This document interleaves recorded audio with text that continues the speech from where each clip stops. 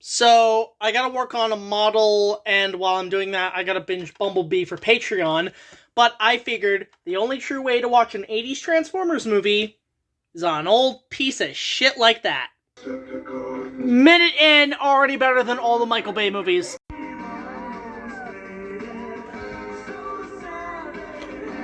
We get it! You're the 80s! Okay, the Zac Efron looking fuck. I didn't do that. Oh, God damn it!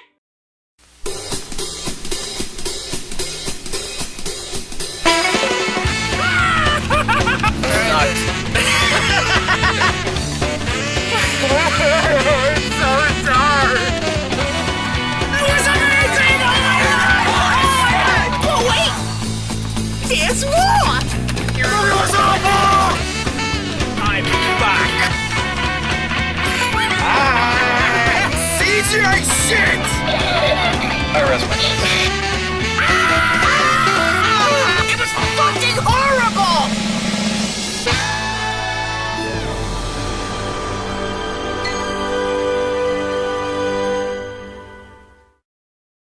Hello everybody, it's BigJackFilms here, and welcome to another opening night. Forgive the crude setup of this particular review, because my place is a mess, because I'm working on props, costumes, and a couple other things for the Batman project, as you guys saw from the trailer Tuesday.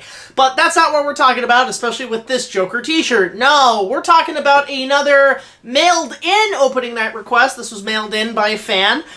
We also do Patreon requests, but of course, it's a movie that I haven't really gotten the time to watch, and more so because I don't have the time, nor do I have the energy to sit through this particular franchise much as I used to.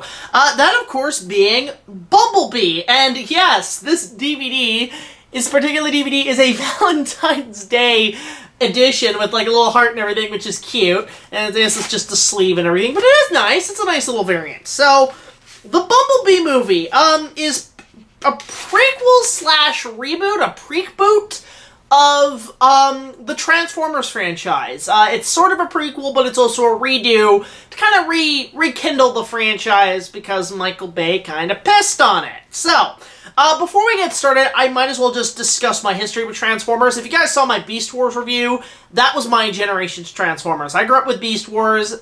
I'm keeping very cautious about Rise of the Beast, the next Transformers film. But in regards to the franchise itself, I didn't grow up with G1, I grew up with Beast Wars. I remember the anime stuff in the 2000s. I've seen most of the original animated movie, which is pretty good. Good soundtrack, good artists, good animation, all that jazz.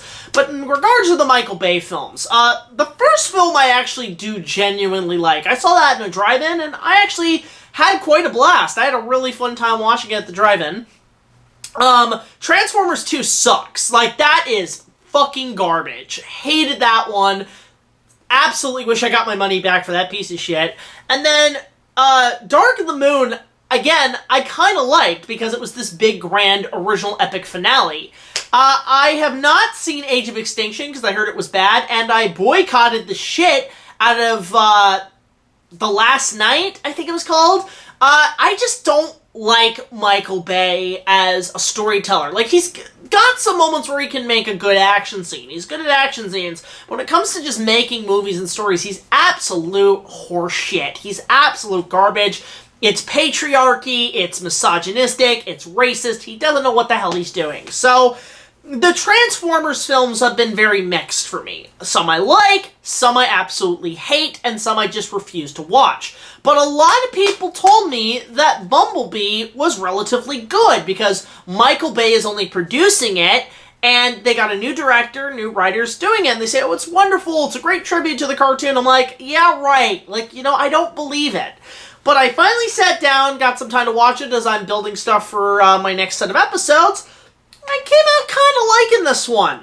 It was genuinely surprising, it was genuinely fun, and it was very lighthearted. It's a very much kind of goes back to the first one. It has that E.T.-esque feel to it, which the first film definitely did do, because Steven Spielberg was hugely attached to the first film. But this one kind of goes back to basics, but in a little too extreme, because it literally takes place in 1987, the year Transformers started, and this movie is just whoring itself in 80s. It's got the music, the soundtrack's pretty good. I'll give it credit, the soundtrack's great. I love my 80s music. The soundtrack's great, but it's got like Betamax, audio cassettes, Pong, and all that jazz, and it just gets to the point where you're kind of annoyed by it, because it's like the last 10 years of movies is just 80s, 80s, 80s, because remember, what's that, there's this host that was dressed like a goat, and he's like, yeah, remember the 80s? I do. It's just, you get sick of it, and at some point I was screaming, we get it, 80s. But it's in a good way. It's very much a tribute to those old 80s films, like, you know, all the classics. You know, your E.T.s, your Spielbergs, your Goonies, your 16 Candles, your, Breakfast Clubs. It's all over this flick. The human cast is pretty good. I like the girl in this. John Cena's really fun to watch. And the effects, you can tell this was a bit more lower budget, but they did have some fun with what they were given. They did have some fun with the effects and what they were able to do with the film itself and what they were capable of. This is definitely a spin-off movie that's meant to show off Bumblebee, but I'll say this. The opening 10 minutes is great, because guess what? It's 80s Transformers live action, no horse shit, no Devastator balls dangling in your face, no racist robots. It's Optimus Prime, it's Bumblebee, it's Soundwave, and unfortunately there is no Megatron, which is kind of a bummer. I was thinking they were going to try to shoehorn in Megatron somehow, but no, Megatron is completely absent in this film. But we get, like, a couple of different Decepticons, too, that are hunting Bumblebee on Earth in the 80s. But it's good. It just is very 80s cliche, but it's a good 80s cliche. It's fun in all the right ways, and out of all the Transformers ones, this is one of the better ones. I mean, I put this up there probably with the first and third film, and the 80s film. Like, I mean, they played the touch in here, for fuck's sakes. It's like, we get it. We get it. You want to be the 80s. And it's funny because they did a marketing thing for this on home video. It's like the last movie to ever get an official VHS release. I'm not kidding. This came out in like 2017, 2018, and they put it on VHS. And it was a limited run, but they're actual functioning VHS tapes you can watch the movie on, which I think, that's awesome. I would love a VHS copy of this, but man, can we break, look, we talked about Laserdiscs coming back and records coming back and all that shit. Can we get VHS to make a comeback, please? Like, I know it's dumb, but can we get that retro style, like, actually put movies on tape again, even though people probably won't watch them, they'll probably just watch the disc, but just put the movie in on VHS just for shits and giggles. That'd be hilarious. But yeah, I thoroughly did enjoy Bumblebee. I really got nothing to say. It's just because I've seen a lot of these Transformers films, and they're practically the same movie over and over again. But this one just is a bit more lay low, a little quieter, not too loud and noisy. It focuses on characters, human characters I actually do like. It's got a lot of Easter eggs. It's got, again, good effects. Like, the effects have definitely improved. And they're, to be fair, they are practically the same as the other films, but you can see digital enhancements here and there where it's like, okay, let's try to just be the 80s cartoon. Nothing more, nothing less. But, yeah, I got nothing else. Like, this was just a little sit-down I had to do while I was building props and stuff for this project. We're shooting tomorrow night. And I'm filming this on Tuesday night. I don't even know what time it is at this point.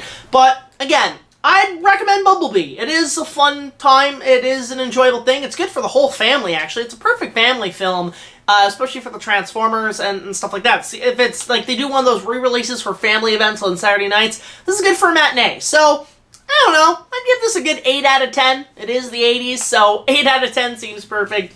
I really enjoyed this one. Check it out. Highly recommended. So, next week, or next time, I'm finally going to be covering a movie that I have seen as part of a sort of versus franchise, I'm going to be covering The Predator. I finally watched it actually about 2 months ago, and I'm going to be talking about it next week because why not? It's a movie I haven't seen, might as well review it, and then after that we're going to go back to Patreon-sponsored reviews because I do apologize that I haven't been able to do many of those, but things have just been so busy, so complicated, but I'm finally getting back to it. This was sort of the last of the mail-in requests, and if you guys want to send us mail-in requests, you can so at this address, BigJackFilms, P.O. Box 326, Queensville, Ontario, L0G1R0, gifts, donations, movies. If you send me a movie, I might watch it. On top of that, Patreon. If you donate $5 a month, you can basically get an opening night of your request. So, definitely keep those going. Your support, guys, has been extremely beneficial for us when producing projects, especially with all the new Patreon sponsors we've recently got. It's all very much appreciated. So, yeah, just join me next time when I take a look at The Predator, and tune in. We're just working on these Batman projects, and we've got a bunch of other episodes coming down the line. Things are picking up now that summer's here, and I'm going to probably try to... Actually, you know what? Next time may not be The Predator. I gotta get to Jurassic World Dominion. I've been struggling to find a ticket, believe it or not. But yeah, just join me next time. I'll see you guys later. This is Big Jack Films signing off, and go watch Bumblebee. It's a good time, good family film, and one of the better Transformers movies. So until next time, I'll see you later. Take it easy.